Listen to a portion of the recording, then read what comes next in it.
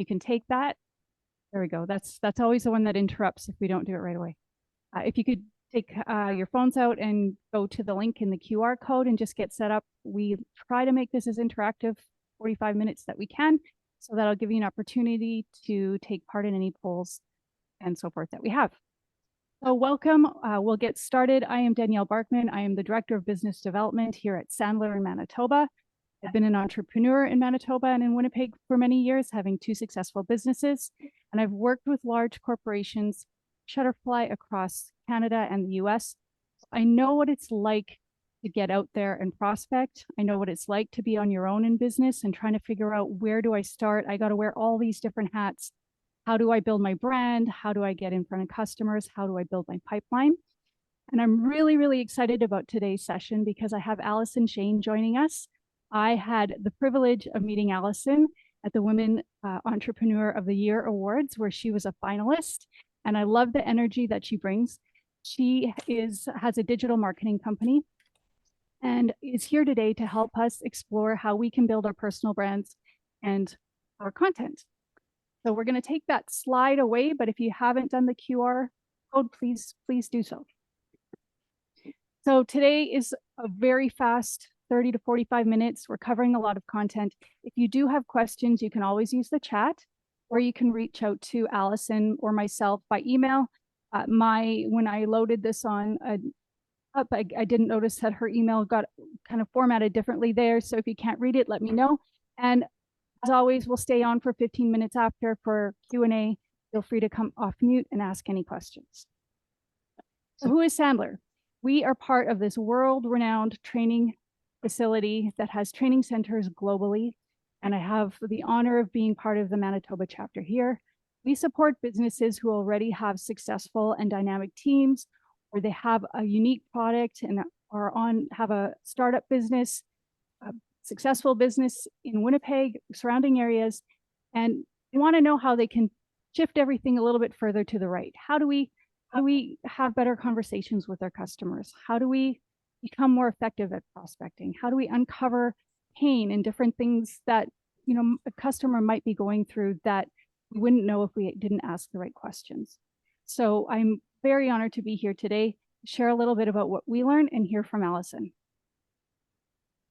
To get started, we're going to cover a couple things about growth mindset and how to make room for new habits. Creating online content, especially when it comes to building something personal and your personal brand online, it's always very fearful. People are always really afraid to put themselves out there, to create a video. So we're going to talk a little bit about how we can adopt some best practices to be open to some of that change. I'm going to turn it over to Alyson to spend some time sharing a little bit more about how she works with her clients and some tips and tricks for us to be more successful and get started. And then we'll bring it all back together and see how we can kind of maybe move the dial forward a little bit as we leave here today and take something away, and then open it up to Q&A. So let's look at what it means to adopt a growth mindset. There's a quote here on the screen that I'm hoping you can all read. There's another mindset in which you're not always trying to convince yourself and others that you have a royal flush, but when you're secretly worried, it's a pair of 10s. This growth mindset is based on the belief that your basic qualities are things you can cultivate through efforts. So when I read that, I'd like you to think of something in your personal past experience, maybe something you're looking at now, where you were put in a position that you had to adopt a growth mindset, and you really had put yourself in a position that you had no choice but to make that decision. For me, it was, I'm very involved in endurance sport. And it was for me many years ago when I decided I was going to do my first Ironman. I made that commitment and I realized I can't swim till past the dock. How am I going to swim 4 kilometers? So I put myself in this position that now I really wanted to accomplish this. This is something I really wanted to do. How do I go out there and do that? And I had to adopt a positive attitude, and with the mind that I needed to grow my skill set, my mindset to be able to overcome that and do that. And when we look at where we're at, and you look at your own personal life, we are creatures of habit. We love to be in our comfort zone. We don't necessarily want to expand out of our comfort zone. But if we can push ourselves just past that comfort zone, we're in a really optimal place of learning. We're not in a state of fear where everything just kind of falls apart. We are in a place where we can actually learn new skills and move them into our comfort zone.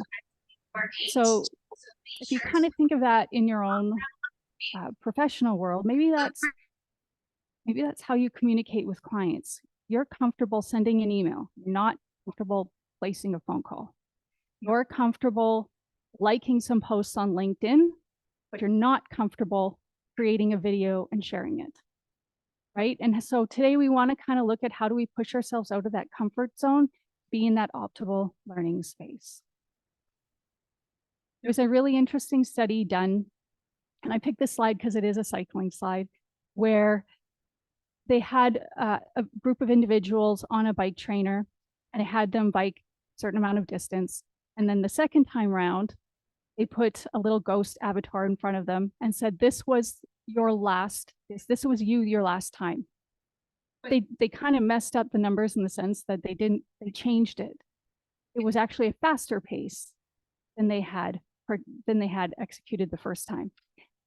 And what they saw was everybody over exceeded the ghost avatar, and they beat the avatar, and they did better than they thought, even though it was even a faster pace than they did the first time. We can do that by making some new habits.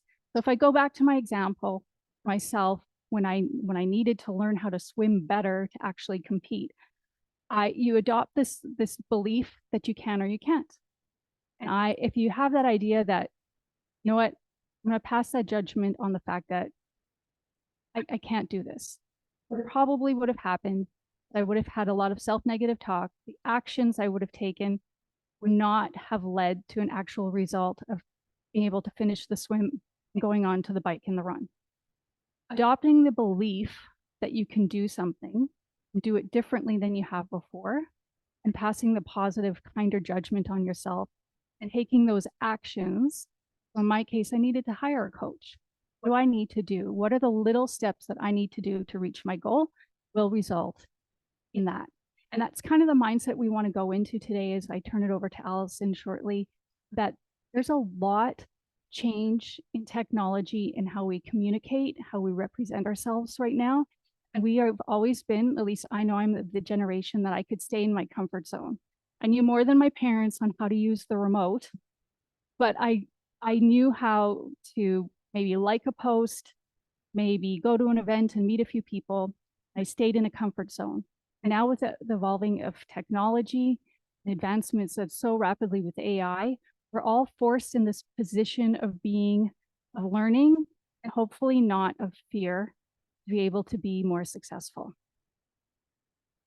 And we can do that by creating a habit formation. And we're going to come back to this slide at the end so that we can hopefully take one or two things that you've learned today, and that how you can put that into best practice to have some value today, to be able to apply that into your own personal brand and the online content that you build. If you picture, we had a class in our sales mastery class the other day, and we were talking about this. And one example that someone gave was they wanted to become better at journaling. So their cue was they were going to put their journal and their pen by their bedside table every night. And the routine was that every morning they were going to wake up and they were going to journal. And the reward was, I'm going to have my coffee after I do that. So you set up a sort of a system in place on how you're going to form good habits. And we know that it takes time. It can take anywhere from 18 to 254 days, really, to form those habits. But that's something we're going to come back to at the end of how we've been successful here at Sandler to build some of those habits. Alyson maybe can share some other successes she's had to build those habits, and hopefully give you a takeaway of something small that you can start to build those habits.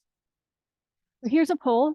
If you've got the QR code, I would love to know, what is your comfort level in creating online content or building your personal brand?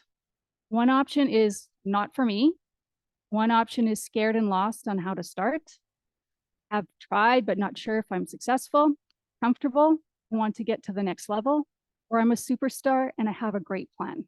So I'll give you a couple seconds to put your answers in. and we really appreciate you participating. I've got 2 that are great and comfortable. 2 have tried, but I'm not sure if I'm successful. 1 not too sure how to start. And some not sure if it's for me. And that's okay. Hopefully we can give you something and take away that maybe will change you up into to trying. Thank you, everyone.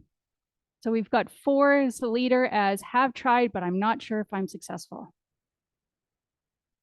So now I am going to turn it over to Alyson, and she is going to share her screen, and we are going to learn from her on how to be more successful with our online content and our personal brand. Hello, this is my cue. Thank you to Danielle and the folks at Sandler today. I'm super pumped to be here. I'm going to start sharing my screen and we'll just jump right in. I know we're a little this is short compared to I usually do like 3-hour workshops and webinars. So I'm going to roll through this material relatively quickly.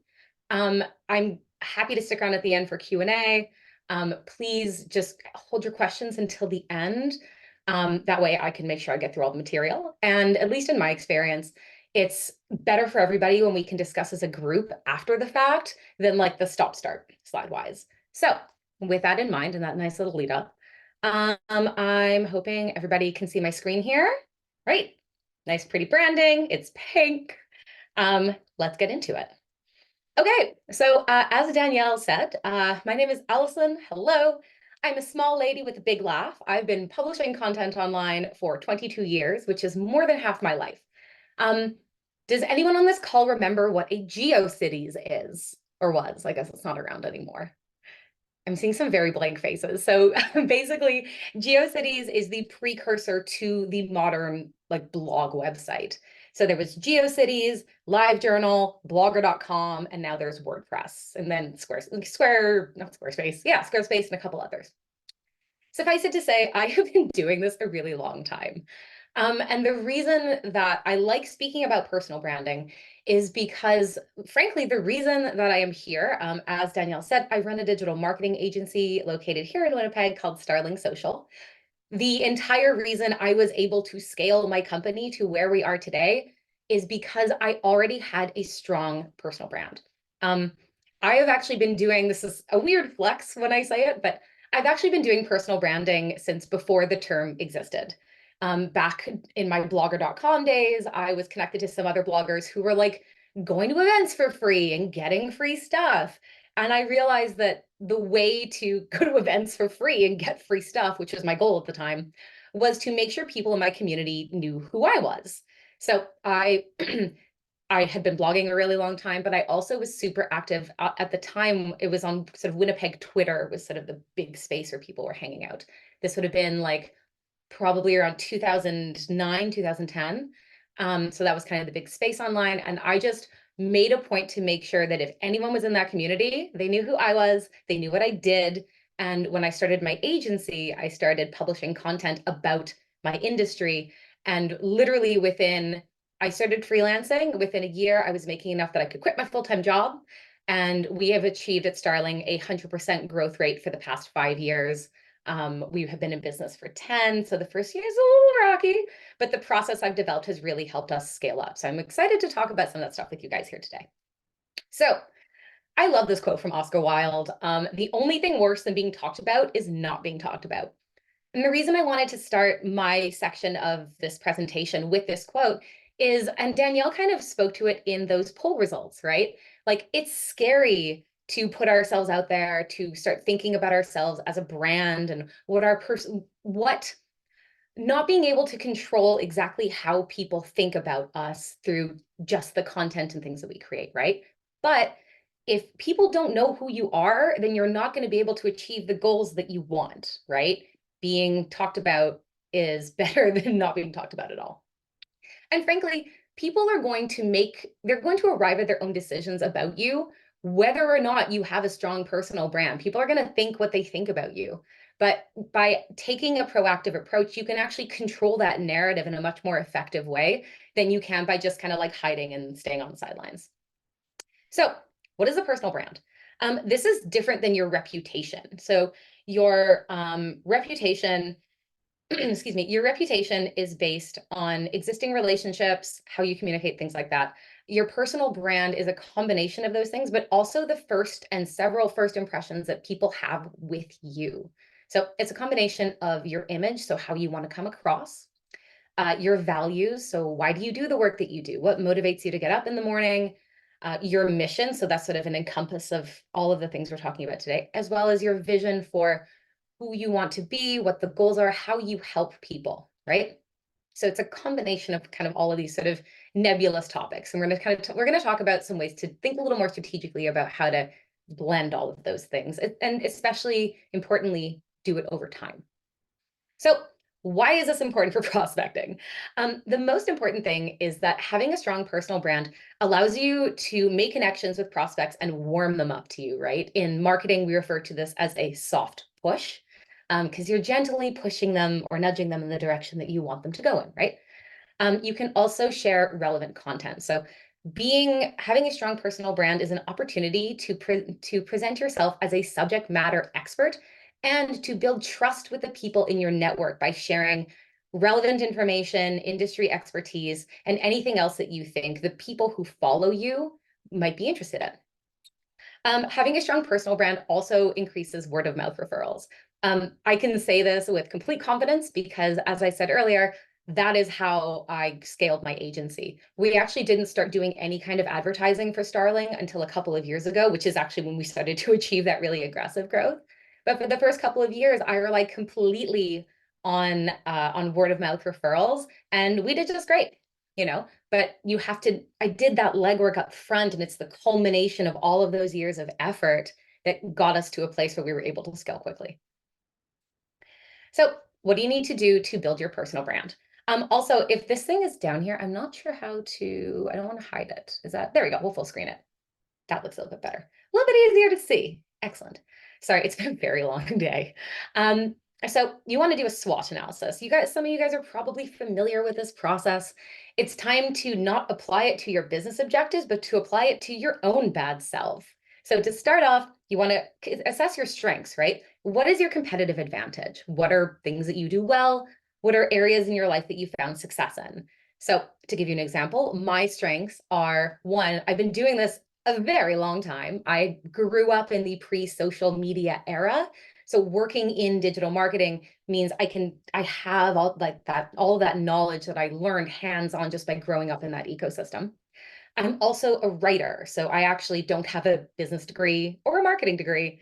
I have a degree in rhetoric, writing, and communications. I identify first as a writer above all else.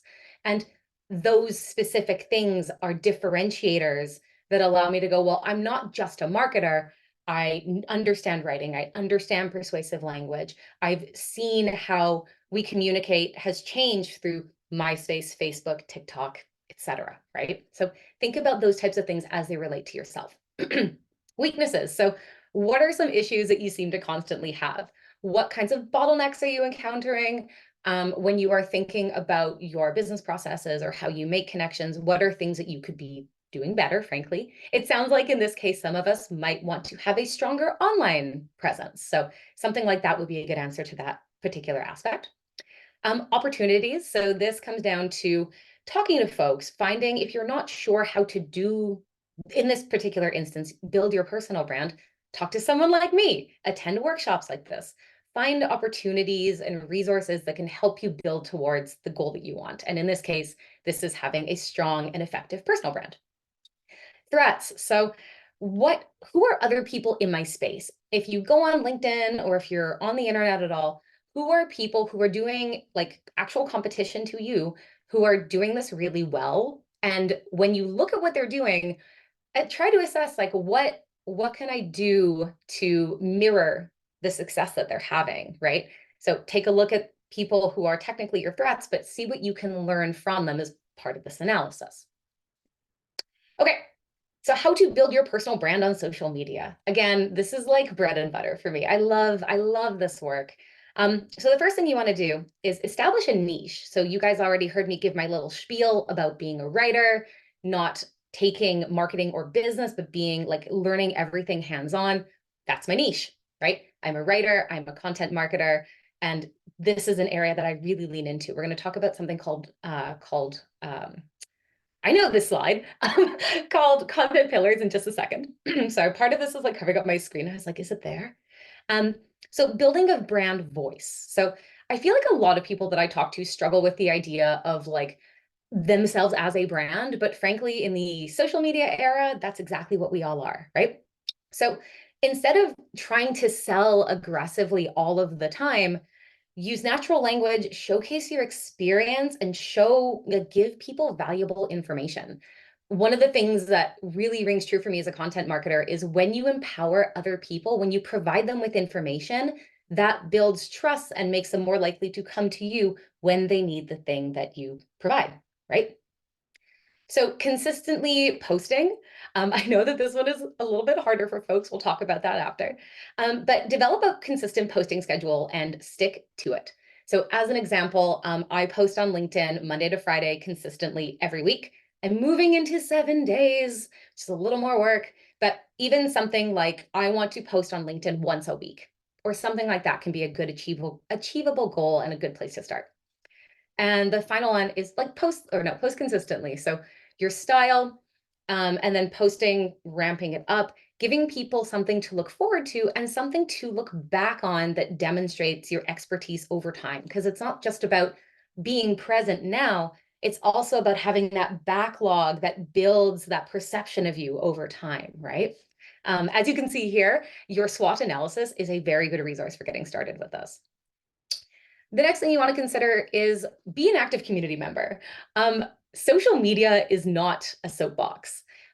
It's great to have thoughts and perspectives and resources to share, and this kind of comes down to both perceptions of you, but also how algorithms work on social media. Social media algorithms reward community engagement and behavior. So it's not enough to just post all the time. You also have to start developing relationships with people, commenting, liking on things, resharing posts that inspire you or from people that you know, that type of thing. Authoring and publishing your own content. So I'm not just talking about like a LinkedIn post, but making videos like Danielle was saying, if writing is hard for you.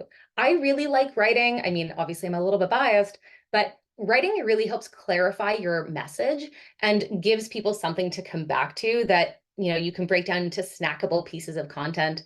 I can talk a little bit later during the Q&A about the concept of bricks and feathers as it relates to a content strategy. I don't think I have a slide in here for that, but we can talk about that after if you'd like.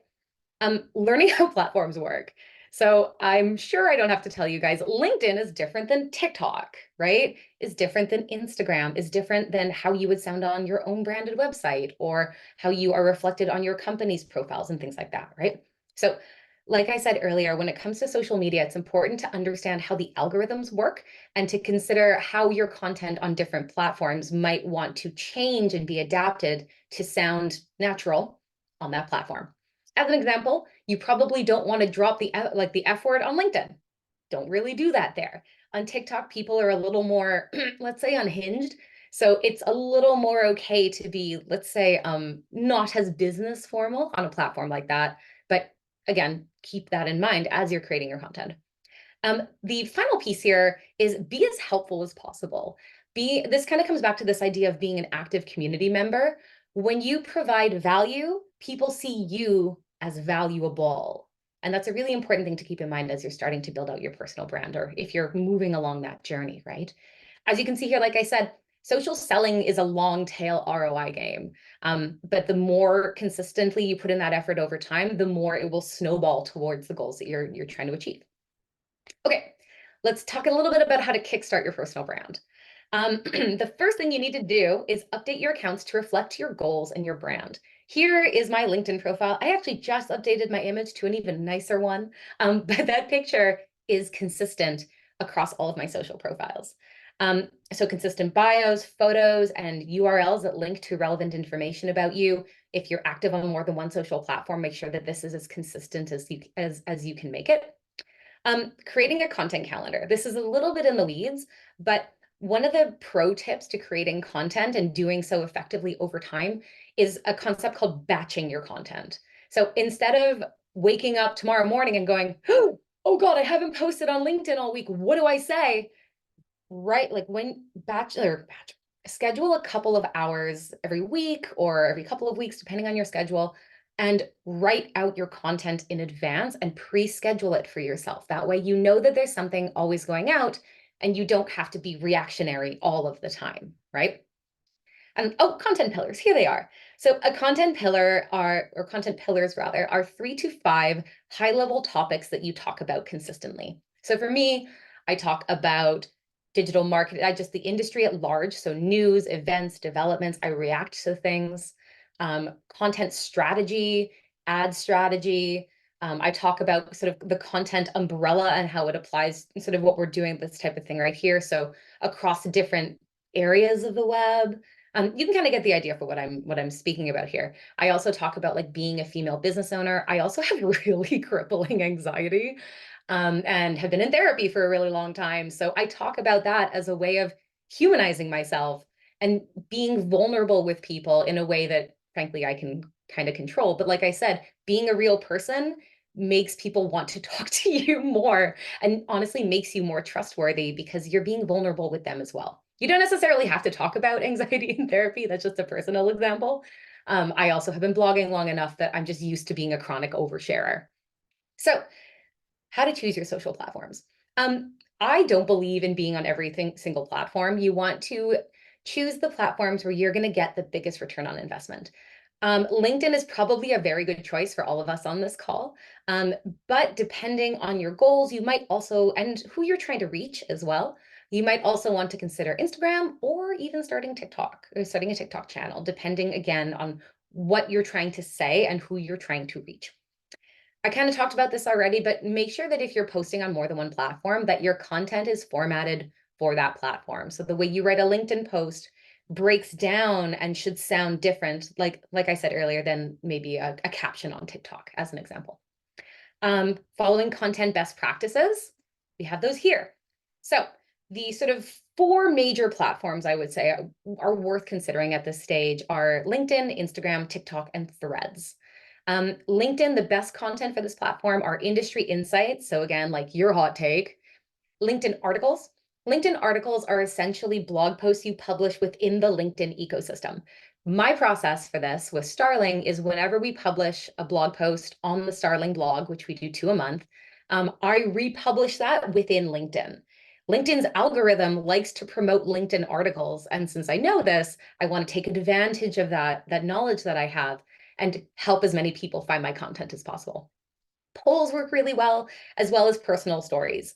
We can talk a little bit about like oversharing and stuff like that. I know there's like some wibbly feelings about personal stories on LinkedIn. But I really, really do believe that being a human being first, again, is how we create and reinforce those important connections.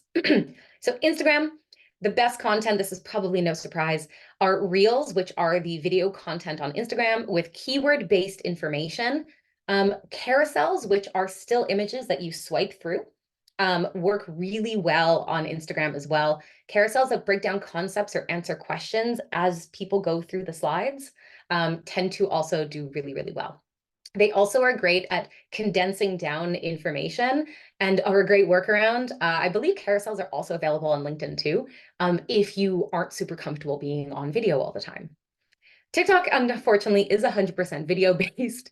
There are big niches on this platform depending on what your goals are, and again, who you're trying to get in front of.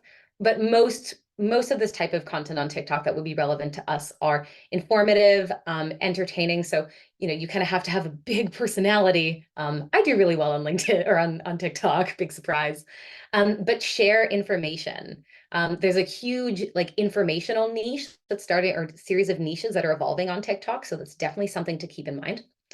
So Threads is the offshoot or the potential replacement to X/Twitter. If you want to be active on this platform right now, the biggest thing to do is not sell. Do not sell. Right now, the platform is very community focused. So it's all about just responding to people, starting your own conversations, and just being an active community member, kind of like how Twitter used to be back in the day. I'm not sure if this is where you would want to be right now, but as this platform continues to grow and change, it's definitely something that I would recommend keeping your eye on. Okay, I talked about content calendars a little bit earlier, and I really think that doing this is a good way to make this easier on yourself. So the first thing you do is you want to start with research. So who are your target audience? What do they care about? What kinds of news articles do they share? What kind of topics do they care about? And how can you find that intersection with what you want to say and share so that it appeals to those people as well? Determining your key messages comes back to your content pillars, which is why it's important to do that work at the outset. Like I said, choosing your approach. So which platform is going to be the dominant platform where you put your time? And then what kinds of content are you going to share? And will that change depending on the platforms where you're active? And like I said, pre-schedule your content. Make it easy on yourself. I cannot advocate for this enough. This will save your sanity if you are really serious about taking, an aggressive approach to building your personal brand. One of the things Danielle and I talked about wanting to cover with this is post-event nurturing. So, you go to a chamber event or you go to, an award ceremony or something like that. Our first reaction is obviously we want to keep the conversation going online. You've met somebody, you have their business card. LinkedIn, I find, is especially good for this. The best thing that I find is sending a personalized connection or follow request. So say something like, hey, Danielle, it was really great meeting you at the Women's Entrepreneur Awards last week. I'd love to stay in touch. Don't be a stranger. That's kind of my template-ish. It's very casual. Do not sell at this stage. I feel like this might be a dicey advice to give, but in my experience, people tend to react very negatively to feeling like you're just connecting with them so you can make a sale.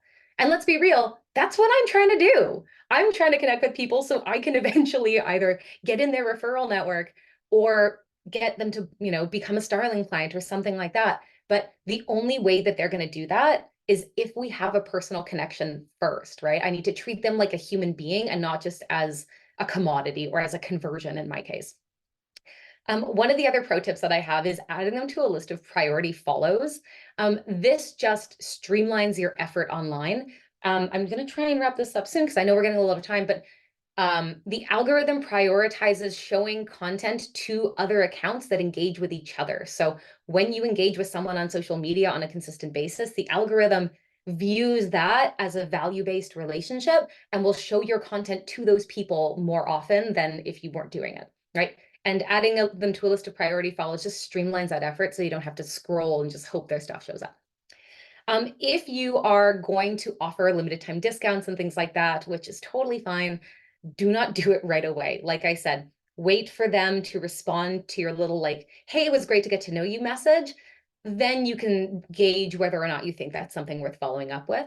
But if you are going to do that, make sure it doesn't sound like a robocall. Make sure to actually take a minute to personalize that message for that person. Make them feel special, right? We all want to feel special. Sales is really about, at least in my experience, making people feel like you are giving them the best value possible and making them feel important.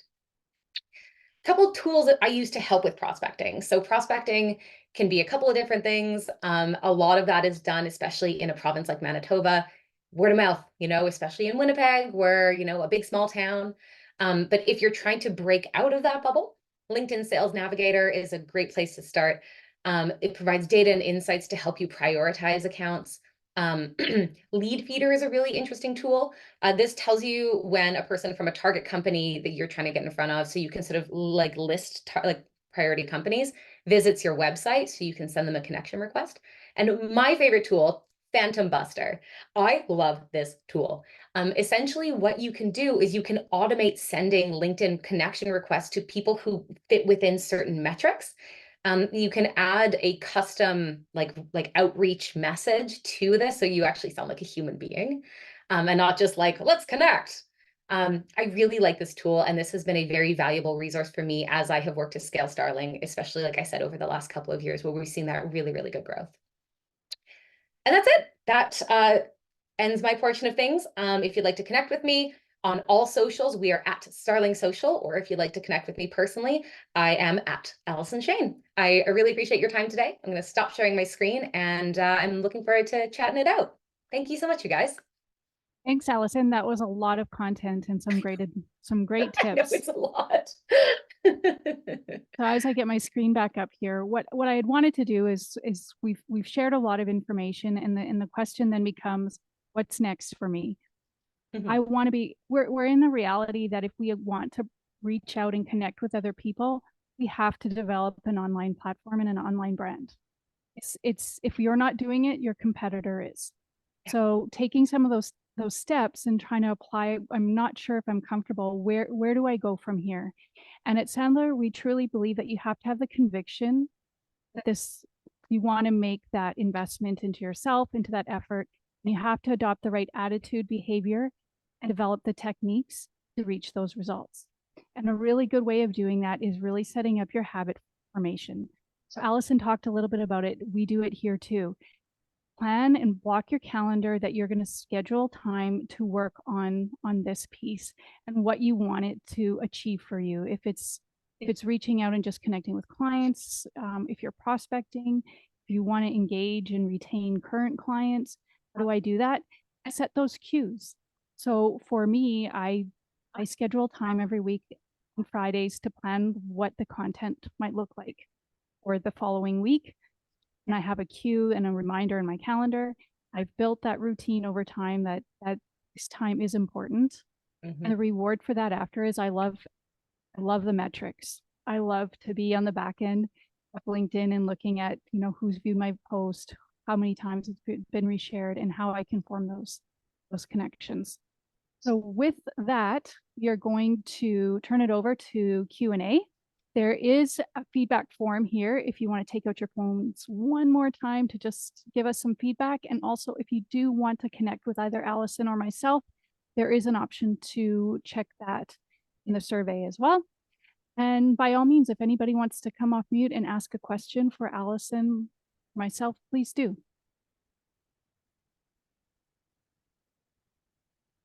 I have a question for you, Alyson. What Yes. happens if you're working in a company and you're not sure on what the standards might be in posting or the branding? What would you do? So my advice would be to speak to HR. We work with a variety of, we actually work with a law firm where this is very much something that they have to consider.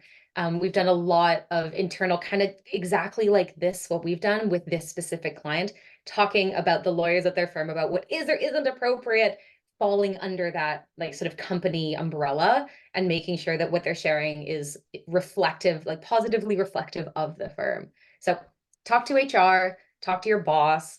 And if you're not like, I'm okay. I'm a bit of I was a bad employee. I'll just say that. There's a reason I work for myself. I tend to lean a little bit more towards, if it feels safe, post first, ask questions later, unless it's like super inflammatory. But if you work for a place where you feel like that might be a problem, or if you have a take on something that might be a bit contentious, is absolutely nothing wrong with running it by your internal team or HR. The worst thing they're going to say is no. And then, you can ask them, what can I say about this? Or if you feel like the topic is important to weigh in on because it's something that aligns with your values or something to that effect, ask them, like, what is there a way for me to do this? Because I think that it is important for XYZ reason. I think that's in line too. When I look at when I started posting and developing that online presence, stick to what you know. What are you an expert in? Don't step outside something that you don't know. Become a content expert and trusted advisor on the content that you do know, and make that the piece that you post on and that you kind of build your plan on. Yeah. Any other questions for anybody online? I actually just want to build on that for a quick second. Sure. One of the things I mentioned is the concept of a brick and a feather. This is a content marketing strategy where when you think about topics that you know, or things that take a long time to make, those are your bricks. They're heavier pieces of content. They're larger topics that you can come back to. And then the feathers are lighter pieces of content that you can use in the case of content marketing to promote that thing. So if you make a video, if you have a blog post or something like that, you can actually make content creation easier around your personal brand if you think about these longer form pieces that you're making, and then break it out into like, okay, well, I want to do a video about this blog post, and I want to do 2 LinkedIn posts about it and 1 on Instagram or something like that. And systematizing how you think about how you break down content, because you don't just want to share something one time. You want to give it a little more, what's the word I'm saying, like a longer lifespan, right? A longer Right. return on investment on that thing that you spend a bunch of time on. I feel like, kind of looping this back to, is it appropriate or not? You know, run that by HR, or if you're not sure, you know, if how you want to break it down, like talk to other people. Brainstorming is with other people, like having a conversation is a very good way to sort of dig deeper into those topics. And, you know, it's okay to ask people like, what do you think I'm good at? What kinds of questions would you ask me? Right. So it's tricky to get started. It can be a little intimidating, but it's really about developing a process that works for you and just getting comfortable with putting yourself out there, honestly. I liked what you said too about follow people that are in your space, maybe a Mhm. competitor, somebody that has been successful in your space, and really analyze and dig deep into what they're doing. I thought that was a really good piece of advice. Thank So you. I will turn it over one more time if there's any questions. We are pretty much at time. Yeah.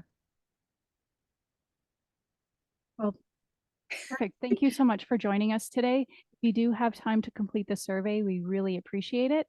Yeah. And feel free to reach out at any point. Thank you again, Alyson, for joining us. Thank you for having me, and thank you all for making the time today. I hope that this was useful. And if you have any questions, you can find me on the internet. It's where I live now. So you can find me there, and I'm always happy to connect and chat. Great, thank you. Take care.